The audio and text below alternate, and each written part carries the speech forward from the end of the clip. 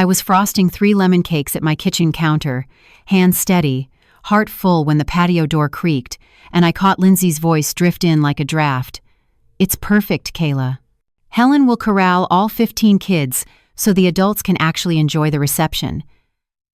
I froze, spatula mid-swirl.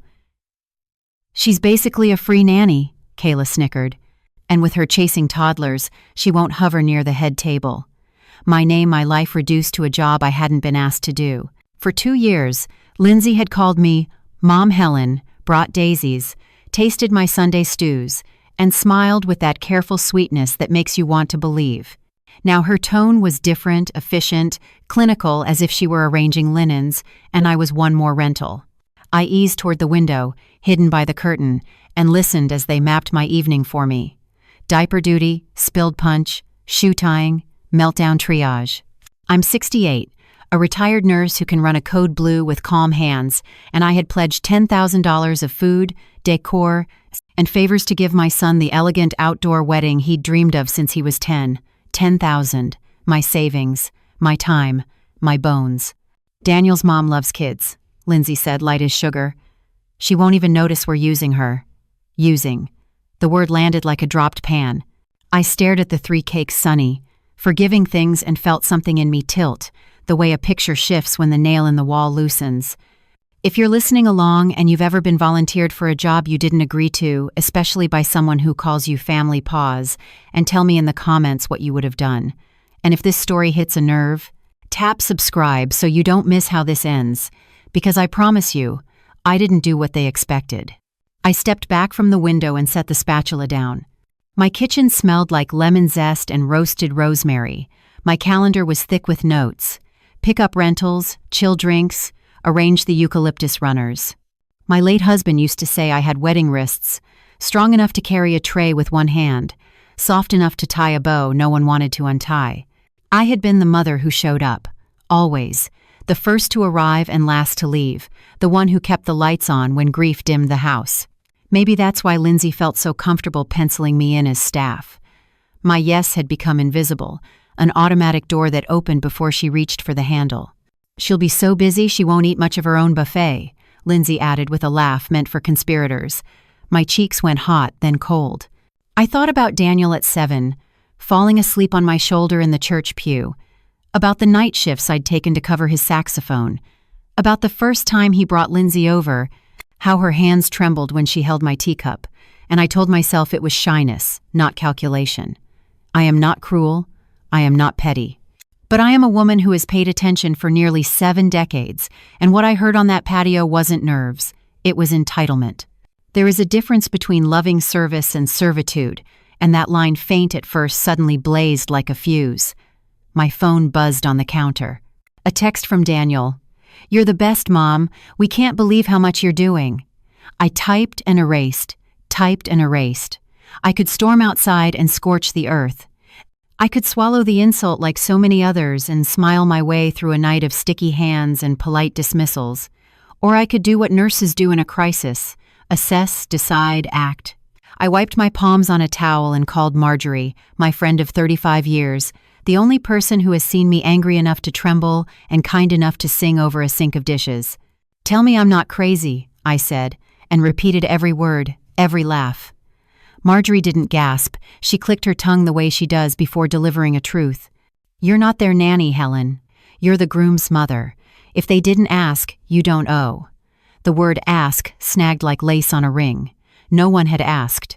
Not Lindsay with her pastel spreadsheets, not Kayla with her sharp little giggle, not even my son, who should have known that love is a request, not a requisition. I looked at the lemon cakes, the place cards, and the boxes of candles labeled by table number, $10,000 of effort and tenderness. I felt my spine lengthen the way it does when I lift a patient safely. All core, all certainty. I opened my laptop, pulled up confirmation emails, and began to cancel. Florals, gone, with a restocking fee I was happy to pay for the pleasure. Extra rentals, returned. The late-night snack truck I'd booked as a surprise was released back into the wild. Then I did the thing no one in that patio assumed I would do. I booked a mountain resort with steaming springs and big windows that make even old bones feel new. 2 days, 2 nights, all meals included. It cost nearly exactly what my buffet would have, which felt so poetic I almost laughed. I wrote Daniel a letter on thick stationery, the kind that whispers when you fold it because some truths need ink. I told him I loved him enough to stop being convenient, that my presence at his wedding was as a mother and a guest, not a staff line on a spreadsheet, that I would not be supervising 15 children so adults could sip champagne without hearing their own lives. I signed my name the way my husband used to, with a flourish that looked like a bird taking off. Outside, the patio quieted. Inside, the cakes gleamed in the afternoon light, bright moons on pedestals. I covered them carefully, slid them into the fridge, and felt something in me rise like bread given the right warmth at last. Not anger, not even triumph, but the clean, steady lift of a boundary finally set. Tomorrow, I will pack a small suitcase. Tonight, I will sleep hard. And on the day they expected me to carry 15 small storms on my hips, I would be somewhere high and blue, eyes closed, listening to water, and remembering exactly who I am. The morning after I overheard Lindsay's plan, I sat at my kitchen table staring at my ledger, the kind of spiral notebook I'd used since my nursing days to keep medications and schedules straight. Only this time the columns weren't blood pressure readings or IV drips. They were lists of hors d'oeuvres, quantities of salmon, gallons of punch, crates of berries. I had already spent thousands from my retirement account, quietly withdrawing in increments so Daniel wouldn't feel guilty. $10,000 in food and decorations might seem reckless for a woman living alone on a fixed income, but I had convinced myself it was love translated into numbers. Every line in that notebook was a stitch in the quilt I was trying to sew for my son's happiness. And yet, after that conversation on the patio, the stitches looked less like devotion and more like shackles. I remembered when Daniel was little, how he'd place toy cars in perfect rows and then beam up at me, proud of his order. "Look, Mommy, everything in its place." I had smiled and told him he had an engineer's mind. Now he was an actual engineer, making more in a month than I had in half a year of double shifts, and still, I was the one footing his wedding bill. Was it generosity, or was it a habit of erasing myself so my child could shine? The question pressed heavily against my ribs. The irony stung. Lindsay had always praised me, almost theatrically. "Mom Helen, no one makes pot roast like you. Mom Helen, you're an angel for helping us move." She sprinkled those compliments like powdered sugar, but underneath, was she ever tasting the food or just measuring how much more she could take? The night before, her sweet smile had cracked into something sharper. I kept hearing that one word using as though I were a tool, not a person. A tool doesn't ask for thanks. A tool doesn't eat from the buffet it prepares. A tool doesn't get invited to sit at the head table. I poured myself coffee, strong and black, and watched steam curl into the ceiling. My reflection in the kitchen window startled me, lines etched deeper, jaw clenched tight. I had spent years counseling patients to breathe through pain, to let the oxygen remind them they were still alive. Now I had to take my own advice. I inhaled, held it, exhaled. The hurt was real, but beneath it was something harder, sharper, resolve. I thought of my husband, gone 10 years now. He used to joke that I could run an entire hospital wing with nothing but a clipboard and a good pair of shoes. "Don't let anyone mistake your kindness for weakness," he'd tell me, kissing my forehead before a night shift. Somewhere between his passing and Daniel's engagement, I had forgotten that lesson. I had let kindness morph into obligation, and obligation into invisibility. The wedding had become the perfect stage for that mistake. As I sipped my coffee, my phone buzzed with messages from Daniel, photos of tux fittings, notes about playlists, reminders of how amazing I was. He had no idea of the storm brewing beneath my roof. I typed back cheerful responses, emoji hearts, exclamation points, but each word tasted like chalk. If I told him the truth now, he might brush it off, defend Lindsay, ask me to be patient. No, this was a lesson that had to be lived, not explained. By noon, I had pulled out the shoebox where I kept old letters and photographs. There was Daniel at his high school graduation, grinning under his cap. There we were at the beach, his small hand gripping mine, surf foaming at our ankles. Every picture was proof that I had already given him a lifetime of love. I didn't owe him servitude disguised as affection. I owed myself dignity. The resolve hardened as the hours passed. By evening, I had written out a timeline. When to cancel the vendors, when to book the mountain resort, and when to pack. The efficiency of it comforted me. Nurses know that a plan is the best antidote to panic. Yet even with the structure, I felt tremors of guilt. What if Daniel hated me? What if Lindsay spun the story so I looked like the villain? What if the family turned against me? Then I remembered the laughter on the patio. That laughter was my answer. Anyone who could laugh at the thought of turning a grandmother into free childcare wasn't family in the truest sense.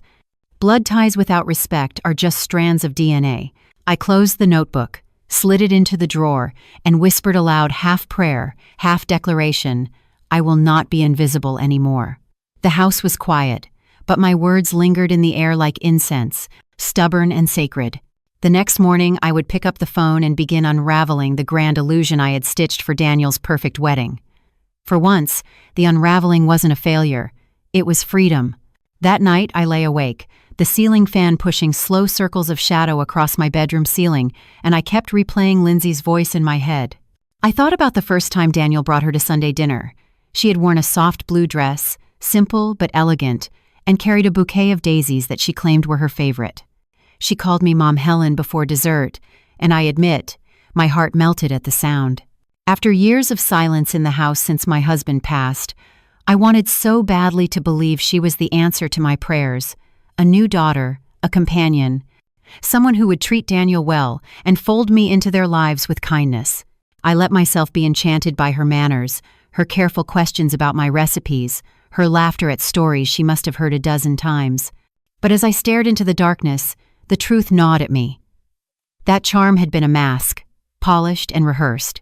The woman who had leaned across my kitchen table for 2 years, smiling at my pot roast, was the same one who laughed with her sister about how easy it would be to keep me out of the way. I felt a coldness seep through me, not just at the betrayal, but at my own blindness. How many signs had I missed? The way Lindsay always offered to help but never followed through. The times she nudged Daniel to ask me for favors instead of asking me herself. The way she praised me in public but sighed when she thought I wasn't looking. I turned to the nightstand and picked up the photo of my husband, his smile frozen in the grain of the picture. You'd have seen through her, I whispered, tracing the edge of his face. You always had a way of reading people. He had warned me, years ago, not to confuse politeness with sincerity. But I had wanted so badly to feel needed again, to be useful, that I ignored the subtle slights that piled up like dust. By morning, my resolve was stronger. I needed to remember Lindsay as she truly was, not as the fantasy I had created. I sat at the kitchen table and wrote down every small moment that now seemed like a clue. The time she laughed when Daniel asked me to drive across town to babysit at the last minute. The way she'd roll her eyes behind his back when I gave him advice about fixing his leaky faucet. The dinner where she introduced me to her friends not as Helen, Daniel's mom, but as the one who cooks for us. Each memory landed like another stone in my pocket, pulling me deeper into certainty. Around noon, Daniel called. His voice was cheerful, almost boyish. Mom, Lindsay is so excited about how everything's coming together. She says she couldn't do it without you. I closed my eyes, the words striking me with bitter irony. Without me, she might actually have to respect the boundaries of family. But I didn't tell him what I had overheard. Not yet. I'm glad, I said simply, forcing warmth into my tone. I'm sure it will be a beautiful day. He sighed with relief, thanked me again, and hung up. I stared at the phone in my hand, realizing he was as blind as I had been. Maybe it wasn't his fault Lindsay was skilled at weaving her web, but he was old enough now to learn the truth.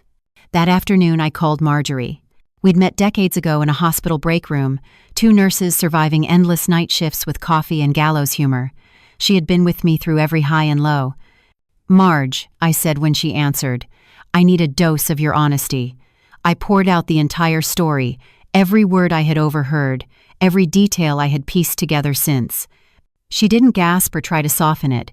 She just listened, then said with her blunt compassion, Honey, that girl is no daughter-in-law. She's a parasite. And Daniel's letting her feed. Her words hurt because they rang true. I had been feeding Lindsay with money, time, energy, and the kind of patience you reserve for toddlers, not grown women. So what do? I asked, though part of me already knew. You cut her off, Marjorie said. You stop being the free staff, and you make sure Daniel sees exactly who she is without you propping up the illusion. I hung up feeling lighter. Marjorie had given me the final push. The plan was forming clearly in my mind. If Lindsay thought I was her unpaid nanny and caterer, then I would show her what life looked like without me. It wouldn't be easy, there would be chaos, disappointment, maybe even anger, but it would be honest. And honesty, I reminded myself, was the only way forward.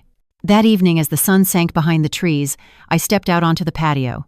The chairs were still there from the conversation, the cushions slightly indented where Lindsay and Kayla had sat laughing about me. I placed my hand on the fabric and felt the echo of their contempt. Then I straightened, lifted my chin, and whispered into the cooling air, "Not anymore." For the first time in years, I wasn't dreading what lay ahead. I was planning it. By Friday morning, my decision had ripened into something solid, no longer just a flicker of indignation but a strategy waiting to be carried out. I stood at my kitchen counter with a cup of coffee, staring at the long list of vendors I had lined up: caterers, florists, rental companies, bakers, and a string quartet for the cocktail hour. Every confirmation email, every receipt, was a reminder of how much of myself I had poured into Daniel's wedding. $10,000 wasn't just a figure, it was months of budgeting, years of savings, a sacrifice I had made quietly, without being asked, because I wanted my son to feel cherished on the day he remarried. But now, that sacrifice looked like fuel poured into a fire of entitlement, and I refused to let it burn me alive. The first call I made was to the caterer. My voice was calm, steady, though my heart thudded in my chest. "Yes, this is Helen Carter. I'm calling to cancel Saturday's event order." There was a pause on the other end, the kind that suggested someone had dropped their pen. "Mrs. Carter, the reception for 150 guests? That's less than a week away." "I know," I replied firmly. Circumstances changed. There was talk of cancellation fees, but I paid them without hesitation. Every dollar spent on reclaiming my dignity felt like money invested in myself. Next came the florist. "I'm afraid I need to cancel the centerpieces and bouquets I ordered." No, not rescheduled. Simply canceled. The woman on the phone tried to persuade me, suggesting the flowers could brighten my home even if I didn't use them for the wedding. I almost laughed. What good were roses meant to decorate a party where I was nothing more than the hired help? No, those flowers could wither in someone else's story. Piece by piece, I dismantled the wedding I had built. Each cancellation was like pulling bricks out of a wall that had trapped me for too long. By noon, I was exhausted but strangely exhilarated. My kitchen, once crowded with lists and supplies, felt lighter, as though it had been holding its breath for me. I called Marjorie next. "It's done," I said. She didn't ask what I meant, she already knew. "Helen, you just made the boldest move of your life. So, what's next?" I hesitated, then confessed what I had been thinking. "I'm booking us a trip. Somewhere far enough away that I won't hear the chaos when it begins." That evening, we sat at my dining room table with my laptop open, scrolling through options: resorts by the ocean, spas in the desert, mountain lodges with mineral springs. The photos glowed with serenity, white robes, tranquil views, wine glasses on balconies. "This one," Marjorie said, pointing to a retreat tucked high in the mountains, promising hot springs and all-inclusive meals. I studied the price. Almost exactly what I'd spent on the buffet. It felt poetic, like fate had written the receipt herself. I booked it on the spot, 2 nights starting the day of the wedding. While the guests searched for hors d'oeuvres that never came, I would be soaking in warm water under a canopy of stars. The contrast made me giddy. Later that night, as I packed a small suitcase, comfy clothes, my favorite coral dress, a worn paperback I'd been meaning to reread, I felt a pang of guilt. Daniel would be blindsided. He would think I had abandoned him. But wasn't that the point? He had abandoned me first, not with distance, but with disrespect. If he couldn't see that, then this lesson would be all the more necessary. I wrote him a letter, my pen moving with deliberate grace. "Daniel, I love you, and I always will. But I overheard the plan to make me the nanny for 15 children during your reception. That is not my role. Not on your wedding day. Not ever. I also heard the laughter that came with that plan, and I cannot ignore it. Therefore, I have canceled the buffet and other services I was providing. You will have to find another solution." I will not be at the wedding, but I will be at peace. Love, Mom. I sealed the letter and placed it where he always sat when he visited, the spot at the kitchen table that still carried the imprint of his elbows from years of meals. He would find it. He would read it. And maybe, just maybe, he would finally understand that love and servitude are not the same.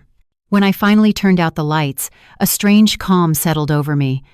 The house was quiet, but inside me there was no emptiness, only clarity. The plan was in motion, and for once in my life, I wasn't bracing myself to be taken for granted. I was bracing myself for freedom.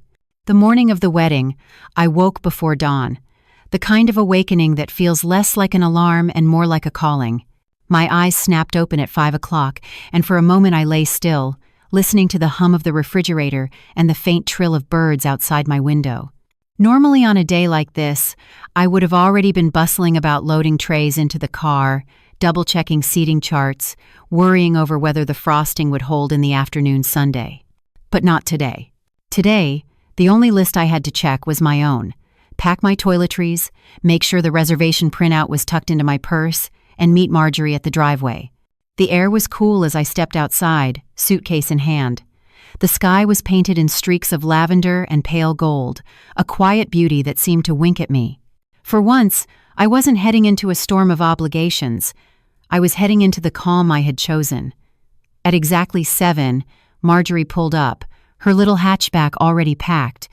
She rolled down the window with a grin. "You ready for your escape, Helen?" she teased. I slid into the passenger seat, and as soon as my door closed, we both burst into laughter, real belly-deep laughter, the kind I hadn't felt in months. As the car rolled out of my neighborhood, I glanced at my house in the rearview mirror. The kitchen where I had measured flour for 3 lemon cakes, the dining room where I had lined up candles in neat rows, all of it now silent. I whispered under my breath, "You did your part, now it's their turn." The drive to the mountains took a little over 2 hours. The farther we went, the lighter I felt. Suburban lawns gave way to rolling hills, then thick forests, then winding roads that climbed toward peaks kissed with morning mist. Marjorie filled the air with stories from our younger years, the time we snuck pie from the hospital cafeteria at midnight, the way we once managed a ward full of flu patients with nothing but grit and coffee. "We were tough back then," she said. "And you, Helen, you've still got that toughness in you. Lindsay just forgot who she was dealing with." I smiled, grateful for her unwavering support. By the time we reached the resort, my phone had already buzzed 6 times. I ignored it, sliding it deeper into my purse. The reception desk was everything I had dreamed: polished wood, soft lighting, the faint scent of eucalyptus drifting through the air. The clerk handed us glasses of chilled citrus water and keys to a suite that overlooked a valley carpeted in pine. "Welcome," she said with a smile. "Your spa appointments are scheduled for 11. I sank into the plush armchair in our room, pulled off my shoes, and sighed. For once, I was not on my feet running errands for someone else's dream. I was on my own time. Marjorie uncorked the complimentary bottle of wine, poured us each a glass, and raised hers in a toast. "To freedom," she declared. I clinked mine against hers. "To respect," I added. The words felt sacred, like a vow renewed not to someone else but to myself. At 11 sharp, I lay face down on a massage table while warm stones traced the knots from my back. My phone buzzed against the side table, vibrating like a frantic insect. I didn't move.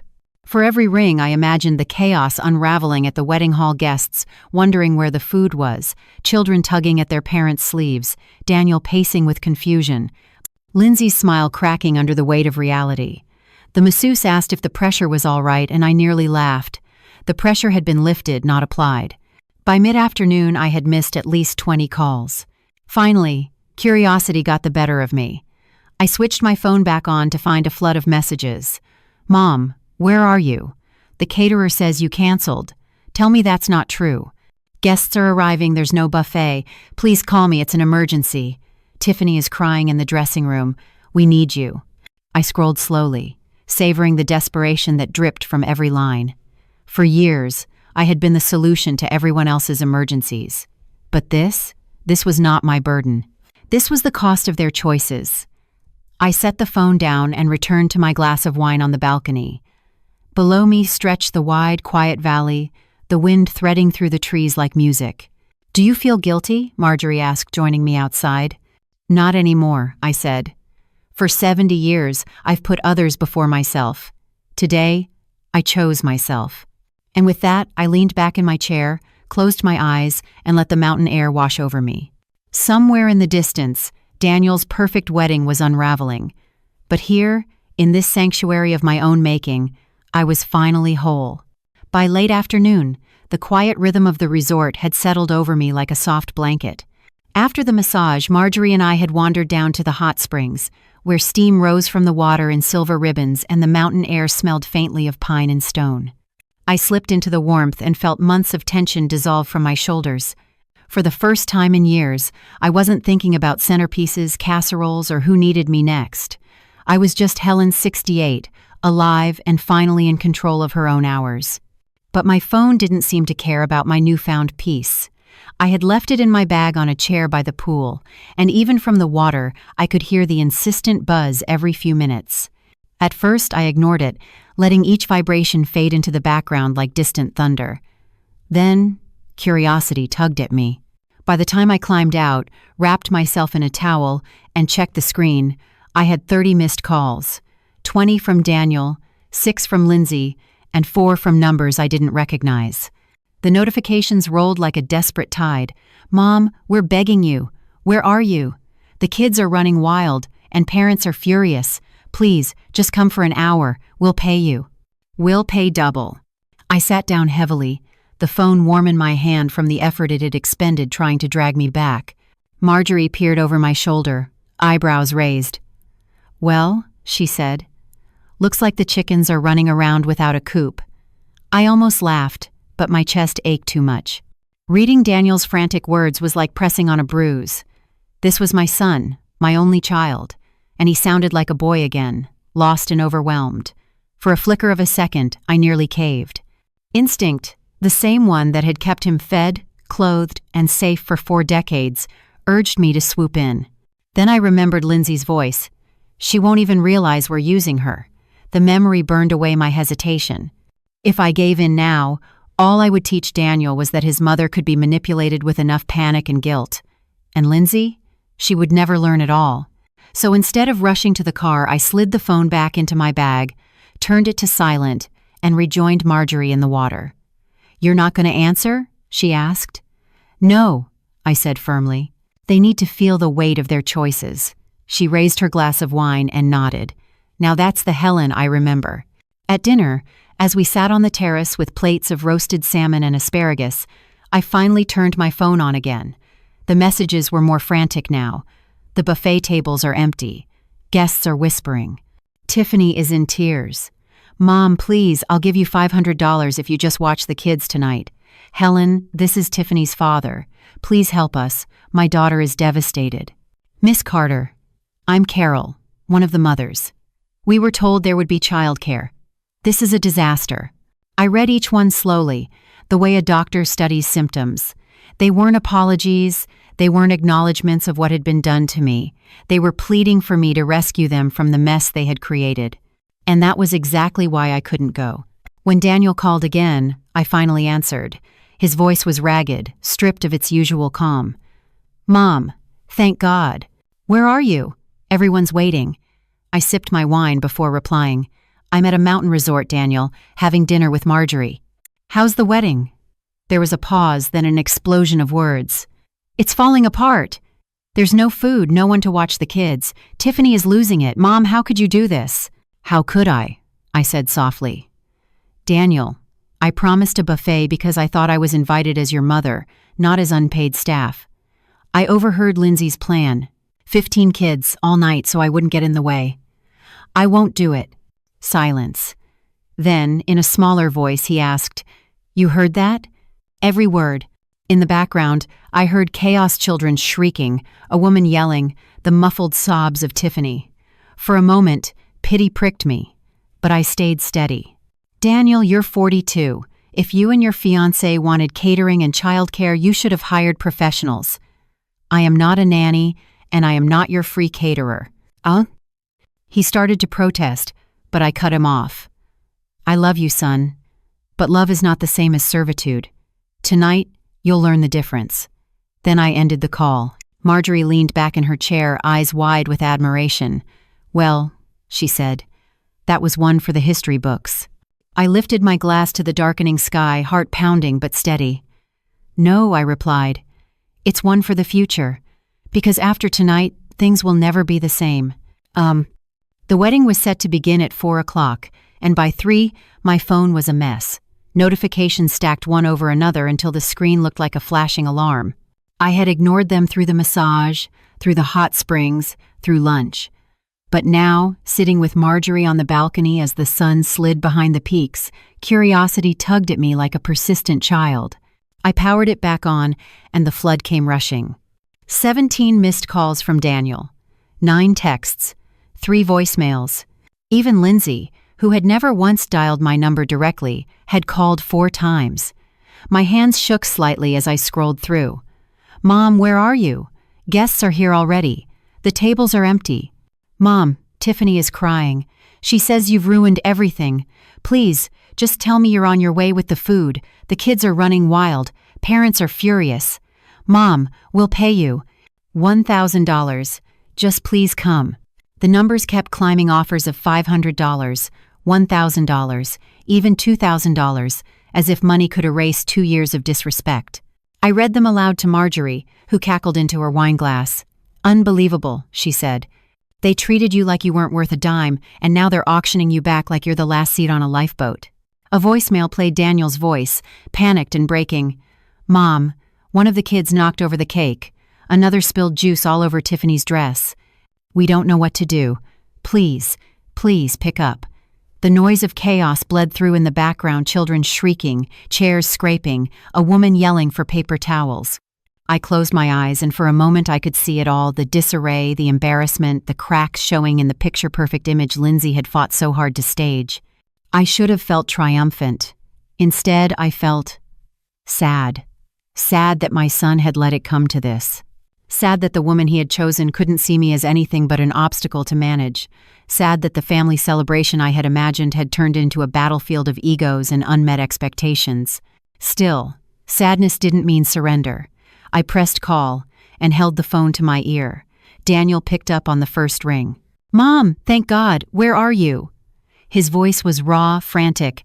"I told you," I said evenly. "I'm at a resort in the mountains, having a very nice glass of wine with Marjorie. How's your wedding going?" There was a choking sound, half laugh, half sob. "It's a disaster. No food, no babysitter. Tiffany is beside herself. Mom, how could you just walk away?" "How could I?" My tone sharpened.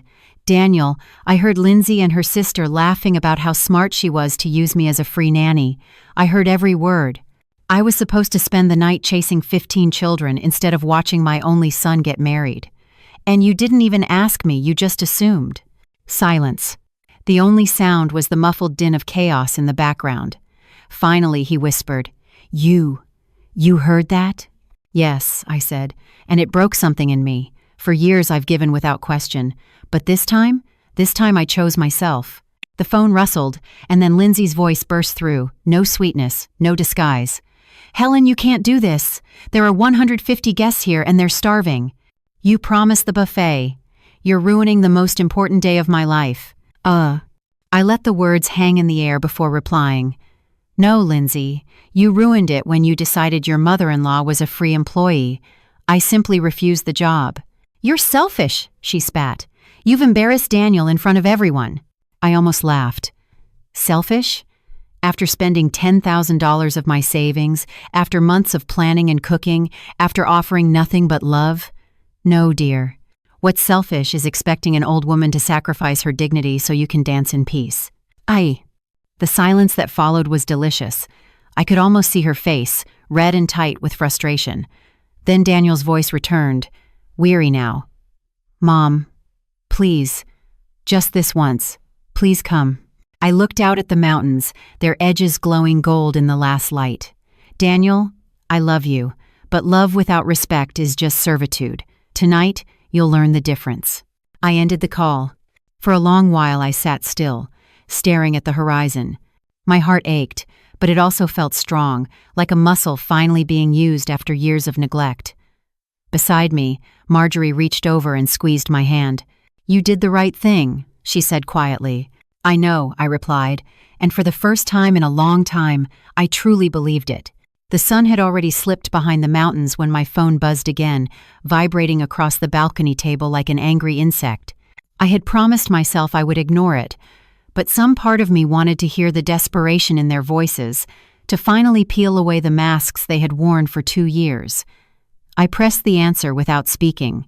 On the other end came chaos, children crying, adults shouting, the hollow echo of a microphone squealing. Then Daniel's voice cut through, hoarse and strained. "Mom, please, you have to come." One of the kids climbed under the main table and knocked over the champagne tower. "Tiffany is screaming, the parents are furious, and the photographer says he can't even get a decent shot. I don't know what to do." I could almost picture it. The grand reception Lindsay had so carefully orchestrated unraveling at the seams, guests shifting uncomfortably, whispers spreading like wildfire, Tiffany's perfect smile crumbling into rage. And part of me felt sorry, but pity is not the same as surrender. "Daniel," I said calmly, "this is exactly why people hire caterers and professional babysitters. I am neither. You treated me like one without asking, and now you're paying the price." There was a shuffle, then Lindsay's voice burst in, stripped of its sweetness. "Helen, enough with the lectures. You owe us this. You promised the buffet. You promised to help. Do you realize what you've done? My wedding is ruined." "Oh," I let her rant, her words spilling sharp and ugly, until she finally paused for breath. Then I spoke, my voice steady, each word chosen with surgical precision. "No, Lindsay, I don't owe you anything. Promises given in love can be withdrawn when that love is mocked. You wanted a servant, not a mother-in-law. Tonight, you discovered I will not play that part." Silence. Then a high, shrill sob, whether of fury or despair, I couldn't tell. I heard someone in the background say, "Where's the babysitter? These kids are out of control." And another voice snapped back, "There isn't one." The noise of panic rose again, until Daniel shouted over it all, "Stop it! Everyone, stop!" His voice cracked, and in that moment, I heard not my grown son but the boy who used to cry when he couldn't find his shoes for school. "Mom," he whispered into the phone, "please, I'll pay you, whatever you want. $2,000, $5,000, I don't care, just come help us." 5,000. The irony almost made me laugh. For years, my love had been taken as free labor, and now, when faced with disaster, they suddenly remembered my worth in dollars. "Daniel," I said softly, "if you had 5,000 to throw at me now, you should have had 5,000 to hire real help before. Instead, you and your bride thought my retirement was your wallet, and my energy was your babysitting service. That was your mistake, not mine." He said nothing. The silence stretched so long I thought he had hung up. Then he whispered, "Mom, are you saying you'll never forgive us?" Forgiveness. That word stung. Of course I loved him. Of course, I wanted reconciliation. But forgiveness isn't a magic eraser. It doesn't undo the insult, the laughter, the way Lindsay's voice had dripped with contempt when she called me useful. "I'm saying this," I replied. "Forgiveness will depend on what you do after tonight. If you learn respect, maybe. If you keep treating me like staff, never." The background noise swelled again, children shouting, chairs scraping, Lindsay screaming something I couldn't make out. And then, with a strange clarity, I knew I had to end it. "I'm hanging up now, Daniel. I'm going to enjoy the evening I paid for. I suggest you figure out how to salvage what's left of your wedding." "Oh." I pressed end and laid the phone face down on the table. My hands trembled, but not with fear, with release. The mask had fallen, Lindsay's sweetness stripped away, Daniel's complacency shattered. Finally, they were showing me the truth. Marjorie came out with 2 glasses of wine and set one in front of me. "Well?" she asked. "They begged," I said. "They threatened, they bribed, they screamed, and I said no." Her grin was wide and fierce. "That's my girl." We clinked glasses, and for the first time in years, I felt like I was drinking to my own freedom, not someone else's celebration. Somewhere, back in that reception hall, the chaos roared on. But here, under the mountain sky, I felt a peace so sharp it was almost joy. Tonight, The masks had fallen. And tomorrow, the lessons would begin. By the time the mountain air cooled into night, my phone had become a diary of desperation. Dozens of missed calls, streams of text messages, and voicemails layered one after another. Marjorie and I had spent the evening in the dining hall of the resort, savoring grilled trout and glasses of white wine, while somewhere miles away, the wedding I had once planned down to the smallest detail was unraveling in front of 150 guests. When I finally braced myself to read the messages, they told a story more dramatic than any I could have imagined. "Mom, the kids are out of control. One climbed onto the stage and knocked over the microphone. We had to order pizza for everyone. It cost $1,200 and people are still complaining. 3 families left early because no one was watching their children. The photographer says we can't even get family photos without you here." I scrolled slowly, each new line confirming what I had already known would happen. A wedding without food, without order, without respect for the people who made it possible, was bound to collapse. It wasn't malice on my part, it was mathematics. You subtract gratitude, you subtract planning, and sooner or later, chaos multiplies. The voicemail from Daniel broke my heart even as it hardened it. "Mom, Tiffany says you ruined the most important day of her life. I don't know what to do. People are angry, the cake is gone, and the kids are screaming, 'Please just tell me why you did this.' I thought you loved me." His voice cracked on that last word, love, and I had to put the phone down for a moment. Yes, I loved him. But love without respect corrodes into slavery. I had chosen to step out of that cage. Marjorie studied me over the rim of her glass. "You're tempted to call him back, aren't you?" "I am," I admitted. "But if I go back now, everything I've done will be wasted. He'll think I was bluffing. Lindsay will think she won. And I'll be right back to being the woman they can use without asking." "Exactly," she said. "Sometimes the most loving thing a mother can do is say no." That night in the suite, I sat on the edge of the bed and stared at my reflection in the darkened window. I saw not just a tired grandmother, but a woman who had finally claimed her boundaries. The ache in my chest was real, but beneath it pulsed a steadier rhythm, dignity. At nearly midnight, one final text came in, this time from a number I didn't recognize. "Mrs. Carter, my name is Carol. I'm one of the mothers at the wedding. I just want to say what they did to you is shameful. Several of us are leaving early because we were told there would be someone to watch the children, and it turns out they planned to make you do it. I'm sorry. You deserve better." I read it twice, my throat tight. A stranger, not even family, saw more clearly than my own son and daughter-in-law. I showed the message to Marjorie, who smiled grimly. "See? You're not crazy. People notice." The next morning, sunlight spilled across the mountains like a benediction. I woke lighter, as though years of invisible obligations had slid off my shoulders overnight.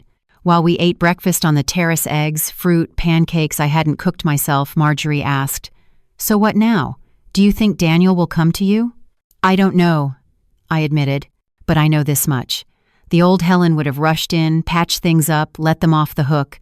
The new Helen is going to wait. They'll have to come to me, not the other way around."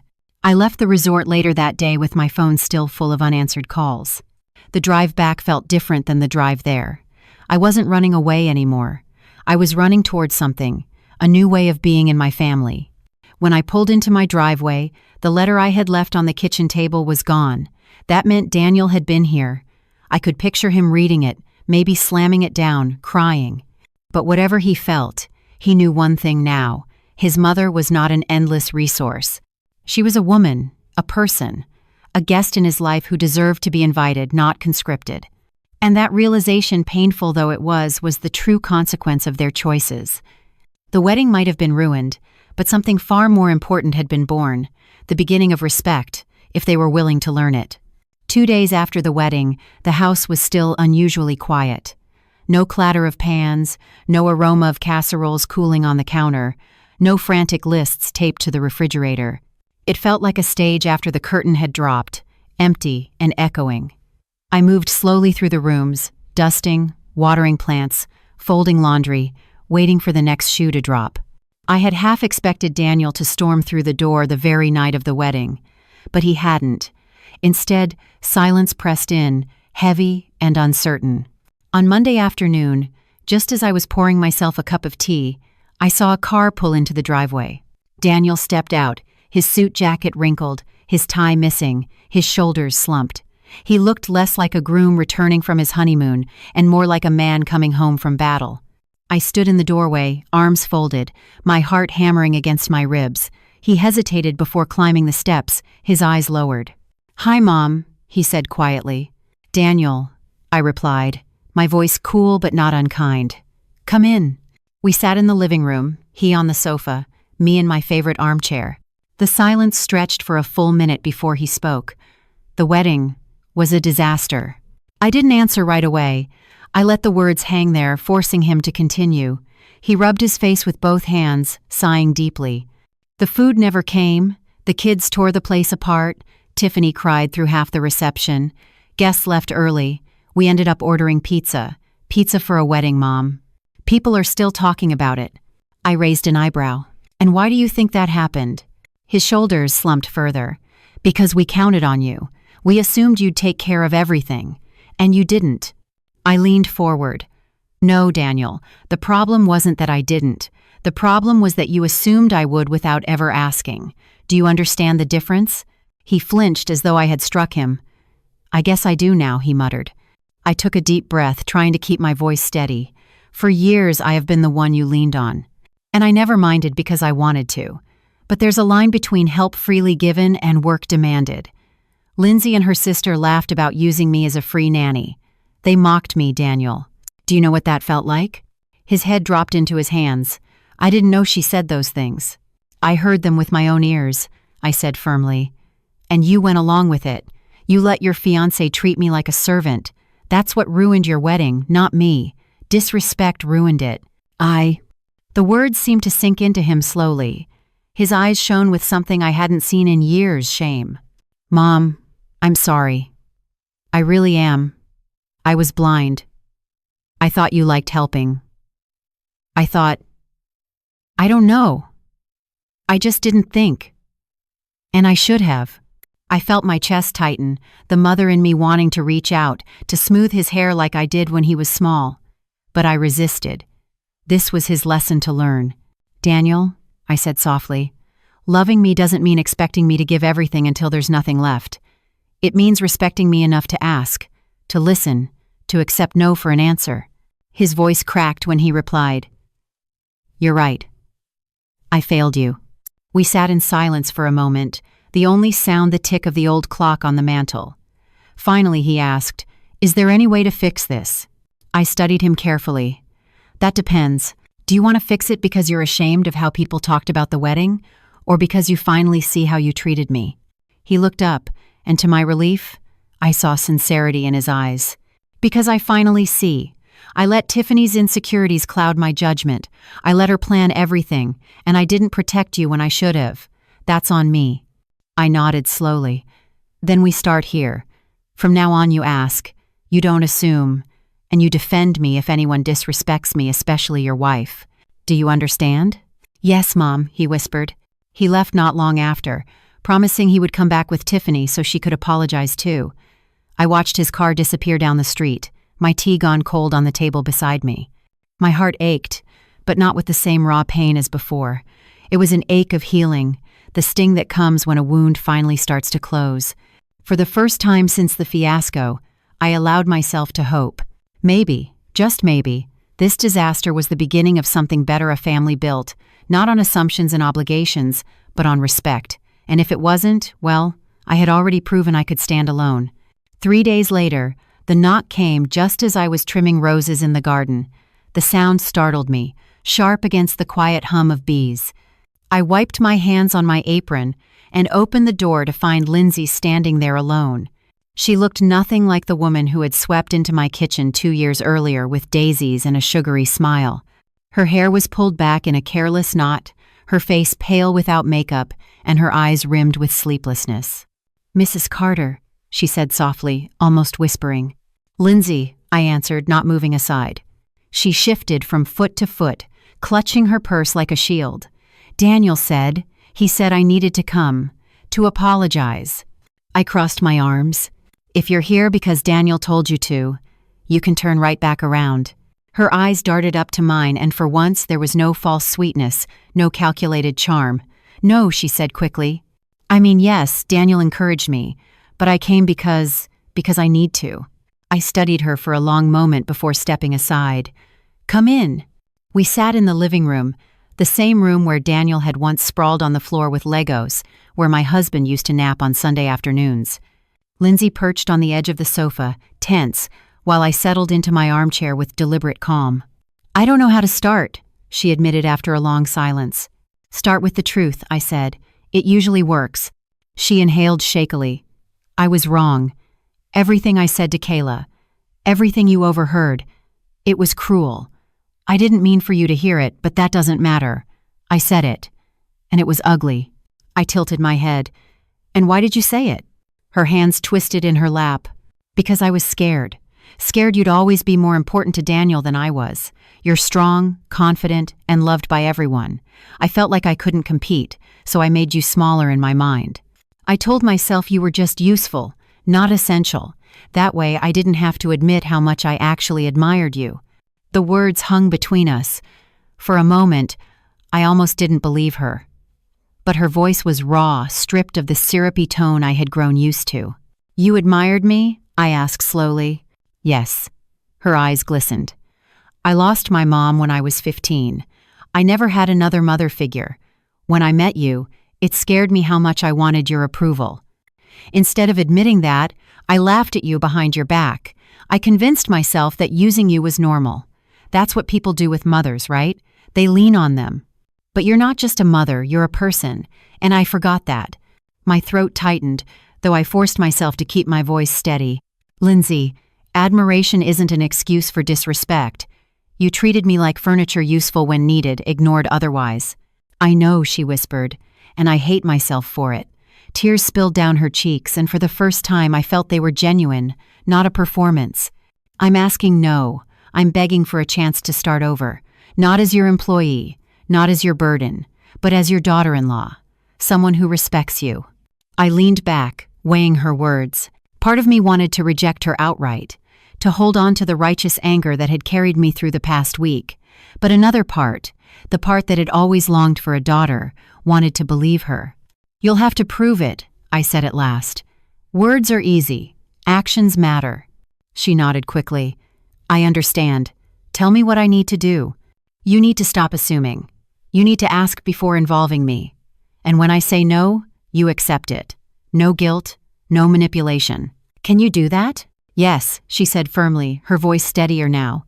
"And you need to defend me when others disrespect me, including your sister." Her cheeks flushed. "I already told Kayla what happened. I told her I was wrong. She wants to apologize too." I waved my hand. "I don't need her apology. I barely know her. But I needed yours." For a moment, silence stretched between us. Then she whispered, "Thank you for not slamming the door in my face." I stood, my knees stiff, and walked to the window.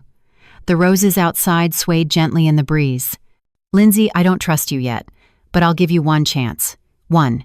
If you ever treat me like that again, there won't be another." She rose too, wiping her cheeks. "I won't waste it." When she left, I closed the door and leaned against it, my chest tight with a tangle of relief and lingering doubt. Maybe she meant it, maybe she didn't. Only time would tell. But for the first time since that awful day on the patio, I allowed myself a fragile hope. Perhaps the daughter-in-law I thought I knew never really existed. Perhaps, with effort, a better one could be born. The days after Lindsay's apology felt strangely quiet, as though the house itself was holding its breath. For years, my phone had buzzed constantly with requests. Could I babysit? Could I cook? Could I sew a button? Could I run an errand? Now there was nothing. I wasn't sure if the silence was respect or punishment, but either way it was new, and I savored it.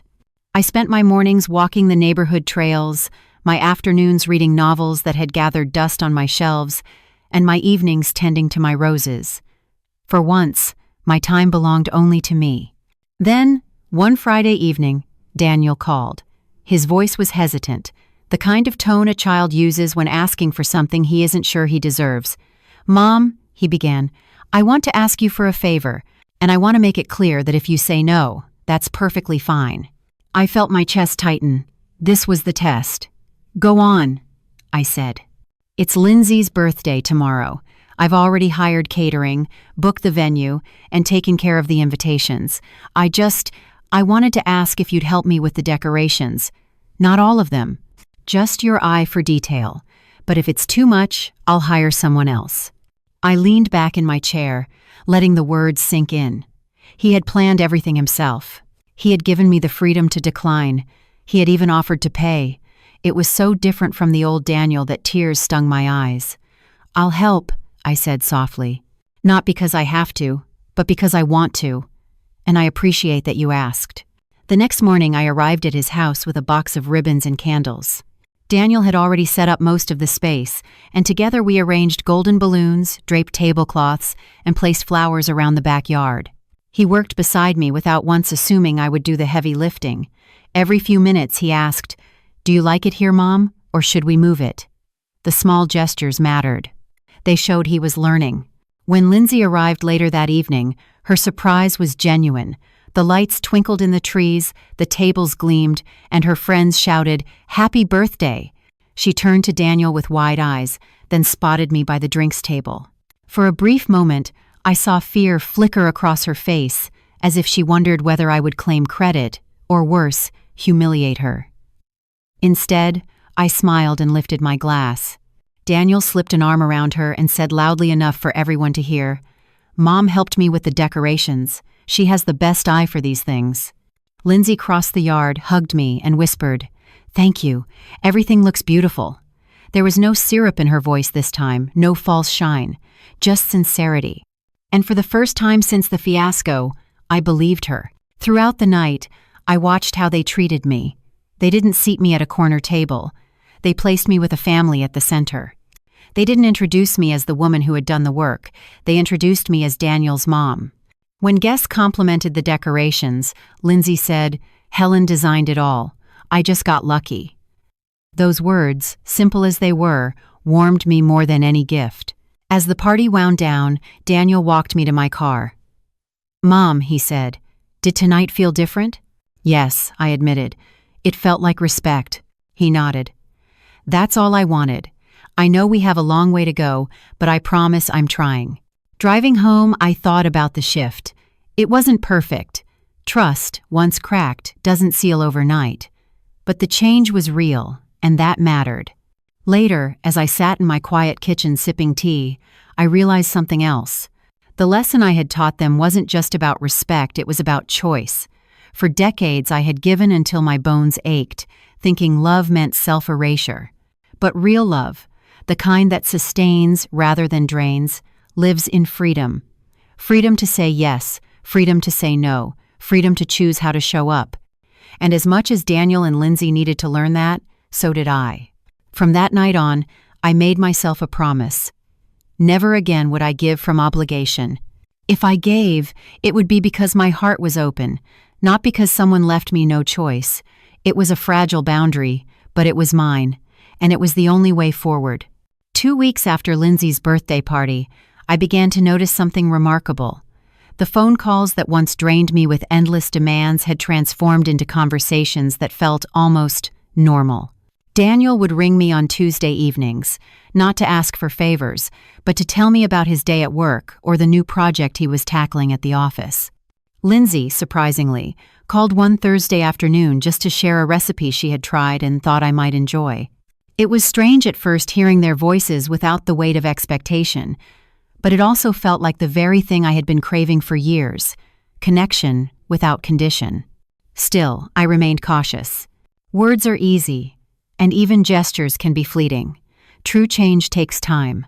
I watched them closely, waiting for cracks to show, waiting for that familiar slide back into assumption. And then came the moment that tested them. On a warm Saturday morning, Lindsay invited me to brunch at a quiet cafe.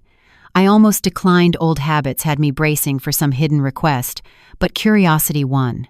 When I arrived, she was already seated on the patio, hair pulled into a simple braid, no polished facade, no rehearsed smile, just a young woman with nervous hands wrapped around a coffee cup. "Thank you for coming," she said quickly, as if afraid I'd walk out. "I'm here," I replied evenly. We ordered our food, and after the waiter left, She leaned forward. "I wanted to tell you something personal. Since the wedding, I've been going to therapy." I blinked, surprised. "Therapy?" "Yes, because I realized I've never known how to handle having a mother figure. My mom died when I was a teenager, and my stepmother wanted nothing to do with me. When I met you, I didn't know how to balance wanting your approval with feeling threatened by you. It made me insecure, and I dealt with that insecurity the worst way possible by disrespecting you." Her voice cracked, and for a moment she looked so young, so lost, that my anger softened. "Lindsay," I said carefully, "none of those excuses for how you treated me." "I know," she whispered. "I just wanted you to understand why. I don't expect forgiveness overnight. I just want a chance to learn how to do better." It wasn't the kind of apology that erases wounds, but it was the kind that plants seeds. I nodded slowly. "If you're sincere, then we'll see it in time. Respect is proven in action, not promises." The rest of brunch passed in cautious peace. We spoke about books, about her job, about simple things that didn't carry the weight of accusation or guilt. When we parted, she thanked me again for meeting her. As I drove home, I realized it was the first time in 2 years I had left her presence without a knot in my stomach.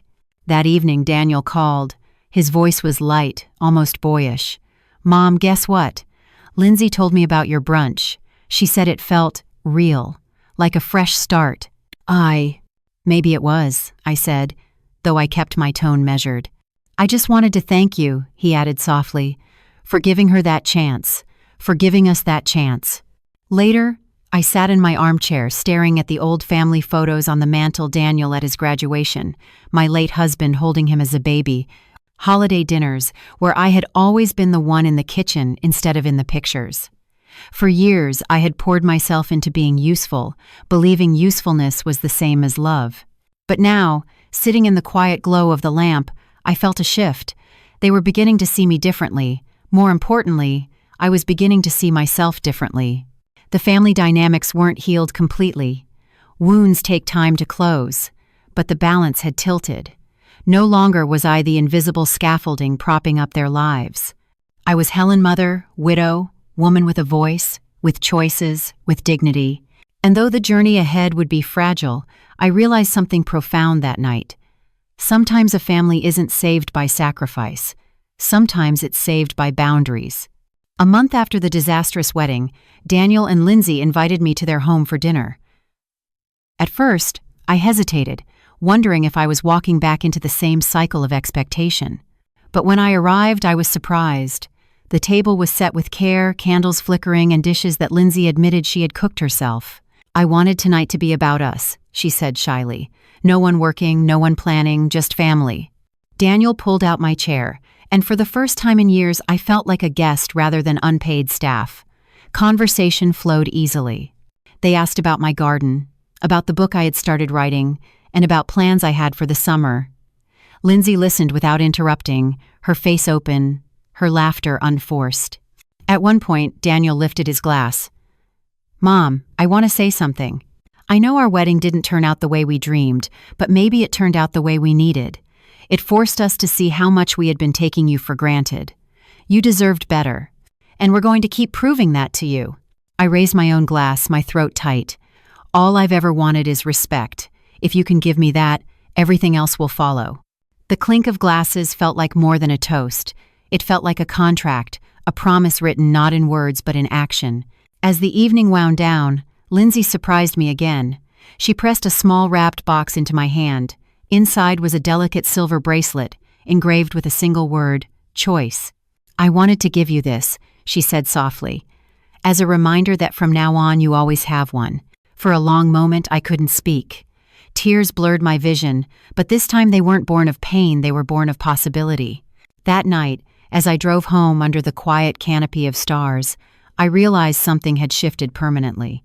The wedding had been ruined, yes, but something new had been built in its place. A fragile, hard-earned respect that might finally allow us to be a real family. Sometimes the most important celebrations don't happen in ballrooms.